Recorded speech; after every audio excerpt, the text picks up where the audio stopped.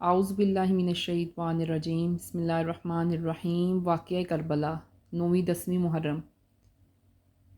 9ویں-10ویں کا روزہ حضرت امام حسین کی بارگاہ میں پیش کیا جاتا ہے۔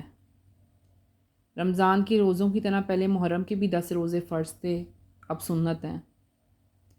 وہ کٹا سر، وہ کٹا بازو، وہ خون میں لت پت بچے، وہ بیویوں کی چیخوں کی آوازیں، وہ دوڑتے گھوڑے، وہ جلتے خیمے۔ ہائے وہ بھوک کیسی ہوگی کربلا میں، کبھی ہم بھوکے رہ کے تو دیکھیں۔ صبر کا ہمیں پتہ ہی نہیں۔ اہل بیت کی عورتیں کیسی تھی وہ جنت کی شہزادیاں۔ حضور صلی اللہ علیہ وآلہ وسلم نے دعا مانگی تھی کہ یا اللہ میرے گھر والوں کو زیادہ روزی نہ دینا، انہیں ایک وقت کی روٹی اور ایک وقت کی بھوک دینا۔ تبھی یہ 10 دن انہوں نے کربلا میں کوئی پریشانی سے نہیں گزارے۔ کسی بھوک کی، کسی پیاس کی تمنا نہیں تھی انہیں عادت تھی فاقوں کی۔ وہ 3 دن روزے رکھتے تھے۔ پھر حضور پاک صلی اللہ علیہ وآلہ وسلم نے خود جہاد کا حکم دیا، خود فرمایا کہ جہاد کرو۔ ایک دن حضور پاک صلی اللہ علیہ وآلہ وسلم نے کہا چلو حسن حسین کشتی کرو آپس میں۔ حضور پاک صلی اللہ علیہ وسلم نے دونوں کو کہا کہ آپس میں کشتی کرو۔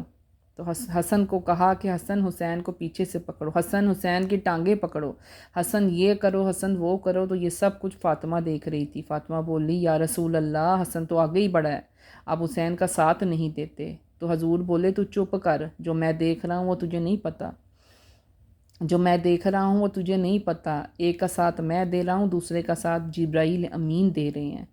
سبحان اللہ۔ حضور پاک صلی اللہ علیہ وسلم نے خود ان کی تربیت کی۔ اب اس زمانے میں یزید تھا، وہ بہت چلاک تھا۔ اسے سمجھ میں آ گئی کہ اب میرے لیے بہت بڑا مسئلہ آنے والا ہے، بہت مشکلات کا سامنا ہے۔ اس نے ولید بن عتبہ تب مدینے کا گورنر تھا، اس کو خط لکھا اور کہا عبداللہ بن عباس کو بلا، عبداللہ بن عباس کو بلا، اسے کو میری بیعت کرے۔ اب بیعت کیا ہوتی ہے؟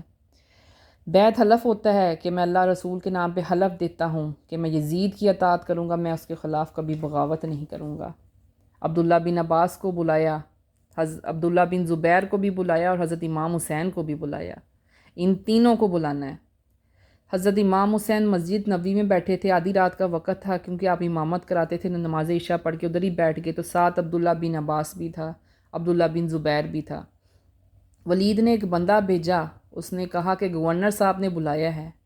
عبداللہ بن زبیر بولے حسین اس وقت بلانے کی بات سمجھ میں نہیں آئی۔ حسین بڑے بصیرت والے تھے، بڑی سمجھ رکھتے تھے۔ بولے امیر معاویہ وفات پا گیا ہے، امیر معاویہ وفات پا گیا، اب ہمیں یزید کی بیعت کے لیے بلایا جا رہا ہے۔ تو زبیر بولے پھر آدھی رات کو نہیں جانا، خطرہ ہے آپ کے لیے نا، وہاں پہ خطرہ ہے، آپ نے نہیں جانا۔ حسین بولے حسین کے لیے خطرہ نہیں ہے، حسین کے لیے نہیں ہے خطرہ۔ تو پھر آپ نے کہا مہربانی کریں پھر بھی نہ۔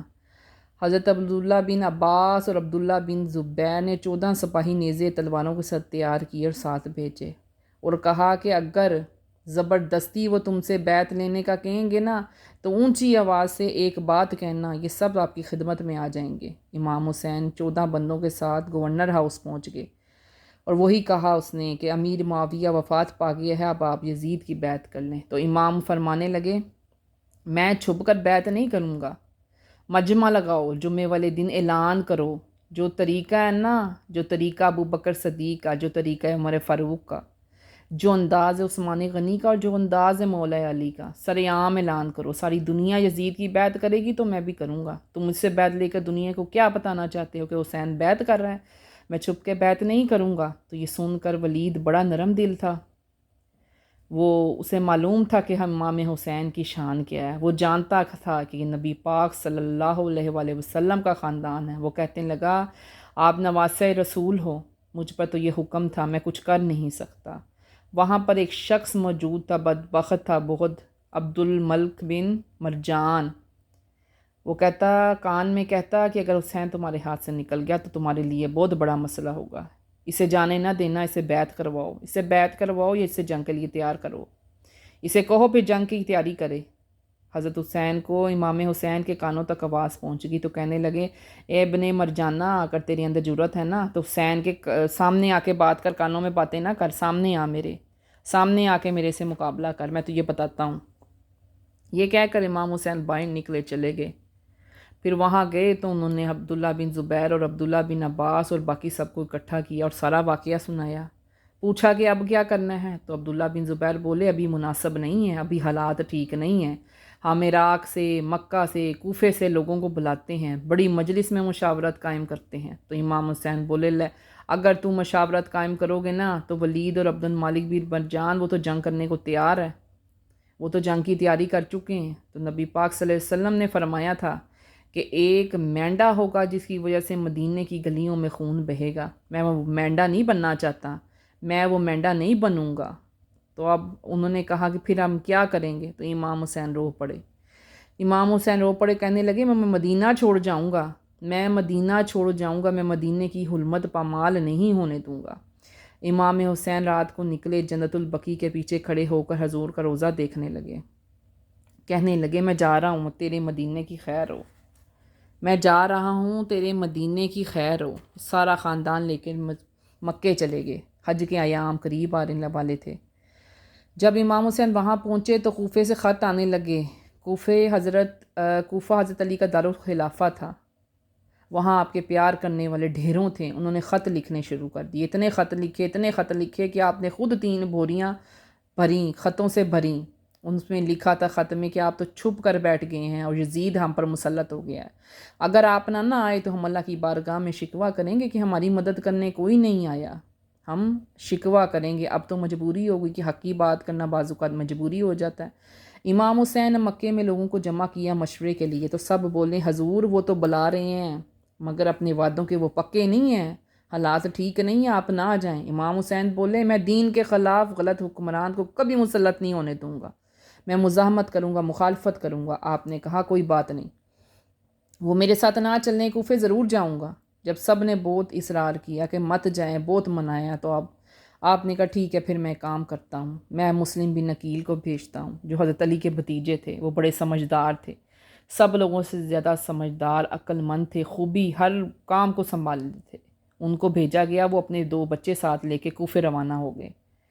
کوفے میں اس وقت نعمان بن بشیر کی حکومت تھی. نعمان بن بشیر کی حکومت تھی، وہاں کا گورنر تھا اور اہل بیت سے بڑی عقیدت رکھتا تھا، بڑا نرم دل تھا. جب مسلم بن عقیل وہاں پہنچا تو سب لوگ وہاں جمع ہو گئے، بہت بندہ اکٹھا ہو گیا. 2-4 دن میں تقریباً 40,000 بندہ ہو گیا.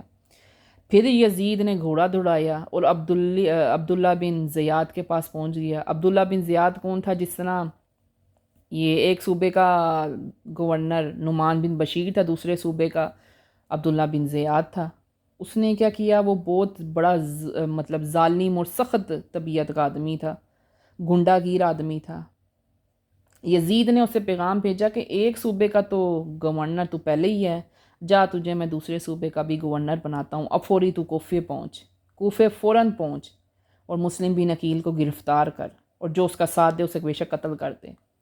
اس نے وہی کیا. وہ آدھی رات کو نکلا، تیار ہوا، منہ چھپایا، جبہ پہنا. لوگ سمجھے امام حسین آ کے ہیں. بہت سارے لوگوں نے امام حسین کے نام کے نعرے لگائے. وہ چھپ کے سے گورنر ہاؤس میں داخل ہوا اور اس نے گورنر ہاؤس میں قبضہ کر لیا.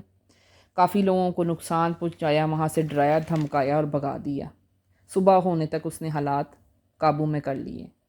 اچھا جی، اب جب مسلم بن عقیل کوفے آئے تھے تو 40,000 کا لشکر تھا ان کے ساتھ. اب جب وہ صبح ظہر کی نماز پڑھنے لگے تو 4 سے 5,000 کا رہ گیا. جب نماز شروع ہوئی تو مسلم بن عقیل نے نیت باندھی تو لوگوں نے ہاتھ چھوڑ دیے. وہ ایک دوسرے سے باتیں کرنے لگے، ایک دوسرے کو بتانے لگے کہ اگر ہم نماز پڑھ رہے ہیں، اس کے پیچھے عبداللہ بن زیاد کے کسی بندے نے دیکھ لیا تو ہمیں قتل کروا دیں گے. وہ چپ کر کے کھڑے ہو گئے. جب مسلم بن عقیل نے ہاتھ باندھے تھے تو پھر بھی 10-11 صفیں تھی. جب سلام پھیرا تو بندہ ہی کوئی نہیں تھا. مسلم بن عقیل کو گرفتار کر لیا گیا. تب عرب میں رواج تھا کہ سخت سے سخت سزا دیتے تھے تاکہ عبرت ہو جائے، پیچھے والوں کو، آگے والوں کو عبرت ہو جائے. تو کوفے کا بہت بڑا ایک اونچا مینار تھا، ادھر لے جا کے انہوں نے کیا کیا، مسلم بن عقیل کو زمین پر گرا دیا دھکا دے کر.